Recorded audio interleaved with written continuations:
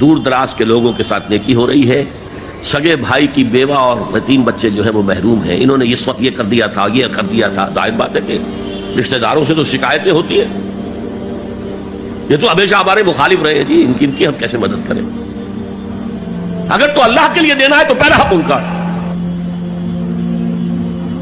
من عطا للہ وابغض للہ وعطا للہ ومنع للہ، اللہ کے لیے دیا ہے اگر تو اپنے اس نفس کی جو انتقام کا جذبہ ہے اس کو کچلو، اور جس کا سب سے پہلا حق ہے اس کو پہنچاؤ۔ حق بحقدار رسید ذوی القربى والیتامى، جو بے سہارا رہ گئے، باپ کا سایہ نہ رہا، والمساکین، مساکین کسے کہتے ہیں؟ مسکنت کہتے ہیں کم ہمتی۔ آپ کو معلوم ہے آج کل ایک مرض کہلاتا ہے نیورستھینیا، آدمی دیکھنے میں ہٹا کٹا ہے، صحت مند ہے، لیکن اندر سے اس کی کوئی ہمت ایسے جواب دے گئی ہے کچھ کر ہی نہیں سکتا، وہ ہے مسکین۔